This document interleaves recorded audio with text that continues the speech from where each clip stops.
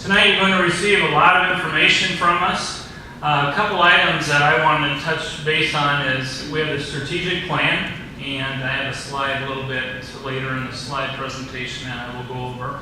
21st Century Learning Initiative. This is our first full year of the initiative taking place. Last January we started it with our 4th and 7th grade it was about a semester long. We had some data. It was not a full year evaluation program, so we're waiting to see what happens this fall in regards to more data. However, our 4th, 5th, 7th, 8th grade students have a one-on-one device at this time. Our junior high was a little bit late as far as parents know that we're there as far as getting their devices. However, they have them now, and our teachers are really working hard with those students. Our 4th and 5th grade students are doing well as well with that. Our 3rd grade students, we have a one-on-one environment for them at this point where our teachers are working with the iPads, and in our other grade levels we have laptops available as well as iPads for them to use. Next on the docket here is facilities and Parker construction update. We have both of our architects, the board architects, we have Jerry Guy and Mr. George Regal, who will be talking about that project and showing some conceptual pictures to the crowd. But last year we had a committee, and the committee reviewed and discussed all of the facilities in our school district, and there's a comprehensive plan that we talked about. And with all that information that we brought forth through community surveys, input from our staff, input from our Board of Education administration, we brought a recommendation to the Board of Education over the summer, and it was approved that we will be doing some work in regards to health, life, safety, putting a couple roofs on buildings. We'll be doing some parking lot additions as well as improvements, and Parker will have a huge addition put on that will begin this spring, as well as the problem we have. Those parents that have been in our school district in the past, or at Parker in the past, you'll notice that when it rains a lot, it's like Lake Parker out there. We will be taking care of that, as well as having better parking and better travel ways for the kids to travel out of schools and parents. Negotiations. Some people may or may not know that we have negotiated a contract, the Board of Education and the FEA Association. We started about the middle of spring last year, and the board finally ratified on their part, on their behalf, and that was done about 2 weeks ago. The FEA ratified about a week earlier than that. It was an excellent agreement that was made by both groups, and there was great relationships that took place, and we look at building a wonderful future together with our association. Next, we have the Common Core Standards. We finished our math Common Core Standards as far as the first year. We are working on our ELA, our reading, our language, and our writing this year. Our teachers will be doing a great amount of work with that, as well as doing that over the summer. And it is a change, it's a paradigm shift from what we're used to as far as our teaching practices go and what we teach our students. It's a different way of looking. We'll be hearing more about that with future slides, but we are ahead of the curve as far as the state in regards to making sure that we're preparing for the PARCC test, which will take place in 2016. District communication, we have worked diligently with that this year. We have our website that most people know about, and we also have a weekly school blast. We receive those on Sunday evenings. Some schools receive them on Friday evening for the following week, and that talks about the highlights in the schools. We have the State of the District speech, which is taking place. This is our second annual district speech. We have school coffees. If you've not been, have not attended one yet, please do so. There's 3 to 4 that will take place in each school. There will be a district coffee that will take place with my cabinet and myself. That will be this spring. At those coffees, there's no agenda. It's just conversation, and we talk about different things that are going on in the district. Our eChalk page, there's a lot of information on those pages in regards to homework or any updates that your teachers or your administrators may have in the buildings. Board Docs is a program our Board of Education uses. It has all of our minutes and information regarding our school board and their activities. Visions newsletter, we just finished that today. That will be mailed out to every resident in our school district, and that will be mailed out tomorrow. So everyone should have that in their hands by Friday. It'll also be posted on our website. And then lastly, on the list is Skyward. Skyward is a program where you can take a look at your children's grades, how much you owe for lunch, what their lunch count is, etc. When we talk about the 21st century learning, last year we had, we talked about it, it was in theory. We've done a lot of work over the first semester, and I want to show you this slide to show you what we've done. This is just a little bit of information. We have some speakers that will be talking shortly, especially our teachers, and they have some examples as well. So with this, I just push play, is that right? Here are some of the ways I got started using iPads in my classroom. Raz Kids is an app and also a website kids can go on for their independent reading at their level. QR codes are the best student motivator, and they actually want to take a quiz on it. So I use Google Drive for QR codes a lot in my classroom and in every subject. Screen Chomp I use in math class for making videos for explaining a problem. GarageBand is cool for recording fluency or when they are reading the self. And Inspiration we've used in science, creating diagrams to explain ecosystems. And the students project it up and just explain what they did.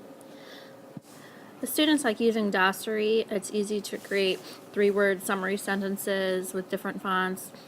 They also open the text pictures and they can highlight them, write all over it, and then they bring it to their small groups to discuss. Enjoy. Our strategic plan, just so that everyone understands what we are working on. This is our 3rd year of implementation, but we want to implement the Common Core within the next 5 years, develop common assessments, alignment of data instruction, investigate homework and grading practices, organize and manage school-wide data, and then communicate and manage our initiatives. Our strategic plan was created in 2010 and implementation began in 2011. The strategic plan, there was groups that were brought together, the input was gathered, and that is how the strategic plan that's how it arrived in our district. Areas that are included with that are student learning achievement, parental involvement and communication, finance and facilities, school structure and organization, and professional development. And that is what you will be hearing about this evening as that ties into our school district.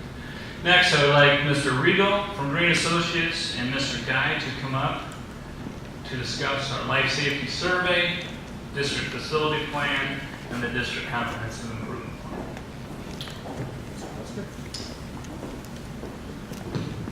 Good evening, I'm George Regal with GreenAssociates, and Jerry Guy with our firm as well. And I'm going to pass the clicker off to Jerry. When we were talking about the program this evening, I decided I'd take the part that doesn't require any advancement of slides. I'll let Jerry deal with that. We're going to talk about a couple of things, and I'm going to touch briefly on the 10-year health life safety survey that you see mentioned up there, as well as some of the things that we do along with that. And then Jerry's going to talk about some of the plans that we have here at Parker for the next year or so. And I'll also go back and touch on a few things that have been done. This past summer, you may have noticed the Western Avenue roof under construction. That work was all completed at the start of school. If you've been by the district office recently, you noticed that the parking lots are all torn up, as well as the circular drive, which has been more than a little inconvenient. But we're hoping to actually see asphalt start going down tomorrow. And part of that project was spurred by the need of deterioration of some of the materials in the parking lot. If you've been in the district office recently, you noticed a very large sinkhole up by one of the sewer inlets near the street, so that's all been repaired. Some curbs have been replaced. And probably as importantly, we're actually adding some lighting, site lighting in the parking lot areas as well as the drive areas. So again, if you've been there for evening meetings and have left the building after dark, you've noticed that maneuvering your way to your cars can sometimes be difficult. So that situation will be resolved in the very near future as well. Part of the process that the district is mandated to do every 10 years is a 10-year health life safety survey of buildings. And that's something that the State Board of Education requires every public school district in the state of Illinois to undertake. And what that means is that they bring in an architect engineers to look at your buildings, to inspect them pretty much from top to bottom, And we've all spent time on your roofs. We've had our mechanical, electrical engineers in all the buildings looking at the electrical wiring circuits, the panels within the buildings, checking out the mechanical systems. We've looked at such things as tuck pointing, condition of various parts of the buildings. And what happens is over that period of time, things change within school buildings. None of your buildings are being used the same way they were 10 years ago. And oftentimes that means that things like fire alarm systems can be affected, where we need to have smoke detectors, all health, life, safety related issues. So what happens is we establish a list of all those shortcomings, if you will, in the buildings. And those are then assigned a priority. And things that are urgent have a 12-month period to be corrected. And those are what are called A priorities. B priorities need to be corrected within 5 years, or 4 years at the time the survey is done. And then there's a category C priorities, which may or may not be things that actually need to be done, but are things that we identify in looking through the buildings that the district might want to take into consideration. And we're actually in the process, that last survey was done in 2003. We're putting the finishing touches on it right now for 2013, and within the next month, that will be presented to the district. They'll accept it, and then it will be sent down to Springfield for processing. And what that does then, it gives us a list of items that need to be created immediately, or addressed immediately, as well as a long-range plan for the buildings. And part of that is what factors into the next part. When we look at your buildings, we don't just come in and look at health, life safety related or condition related issues. We also talk to the building staff, the board, the district administration staff, and really look at how the buildings function and operate. And took a look at some other things beyond what you might think of as strictly health, life safety issues. And some of those things are, as Mr. Doster referenced and Mr. Guy's going to talk about in a moment, really the need for more space here at Park, and we're going to show you how we plan to address that. All of the items I came up with on that list have a dollar figure associated with them as well. And as you might imagine, you're doing something like replacing a roof on a school building.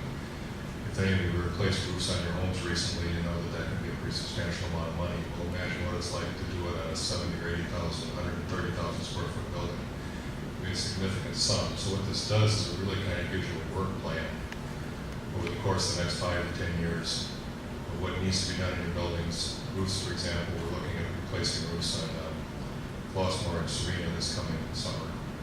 And the dollar amounts to do that are significant. So we really want to make sure we plan and have the opportunity to space that work out as best we can. So with that said, I'm going to turn it over to Jerry, who will share with you some of the things we're looking to do here next year. I actually wasn't sure George was ever going to stop speaking. It's been an interesting process, and I would like to take you through what's going to be happening at Parker School. In May, we made a presentation to the COW to the board, the committee of the whole meeting, and laid out 4 different potential projects.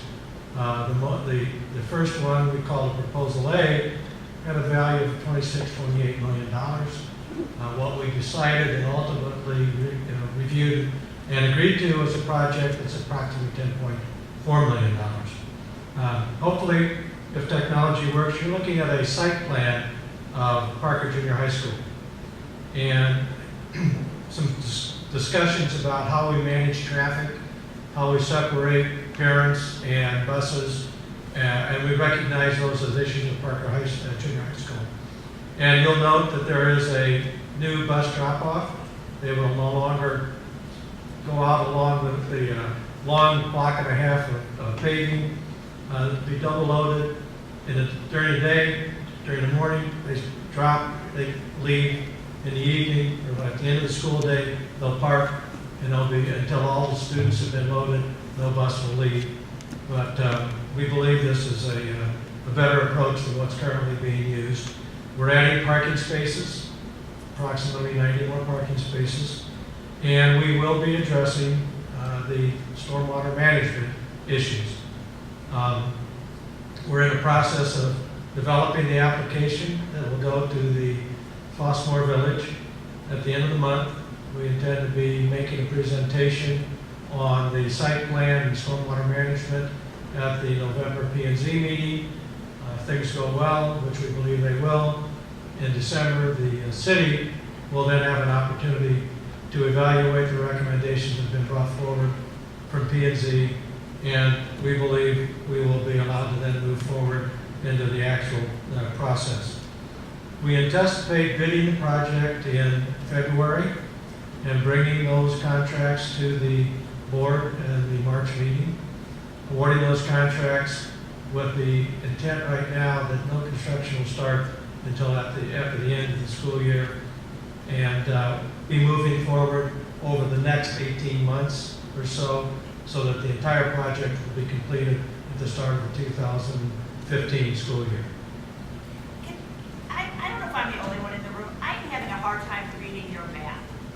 Are you parking behind the building?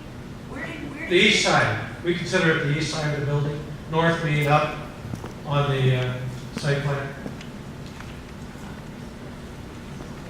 Let me go to the next slide. Maybe this will kind of help orient you. You can see the arc of the bus drive and parking associated with that.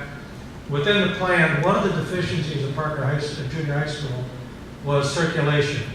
For those of you that have had students there, if you were heading down towards the south gym, you had a kind of a dead end and corridor. 2 art classrooms in the orchestra. We are going to renovate one of those art classroom spaces, bring that corridor on through to a new addition at the south end. 8 classrooms, 1 additional science lab, and some other support spaces. Jerry, if I could interrupt for just a second. This is the floor plan of the building. You're right here, right now. In front of the building, north is up here. The parking lot that we were talking about is going to be right out on this side of the property. Go by the microphone. Sorry. Why don't you talk? I'll point. 'Cause I can't. Okay. I can't look at the Okay. microphone. George has pointed out the north gym, and to my right, your left, you'll see a green space. That's an existing maintenance facility. To the south of that facility is new district storage and maintenance. You'll see the cross-hatched area is long-term future cafetorium. The green space to the left of the future cafetorium is the renovated art classroom. We'll be creating a instrument storage room for orchestra, and then there'll be a common art storage area that will be shared by that, and the new art classroom, which is immediately south of the current art, the renovated art space. Outside of that art space will be an exterior courtyard and for educational activities. And then again, as we move further south, classrooms, science lab, and support spaces. This is a potential visual image of the entrance that would continue probably likely to be called the 8th grade wing. Intend to have that become also a primary entrance for after-school activities for the community use, and obviously associated with the increased parking that we're adding to the project. I'd now like to have Ms. Fran McGall, the Assistant Superintendent for Business Operations, speak.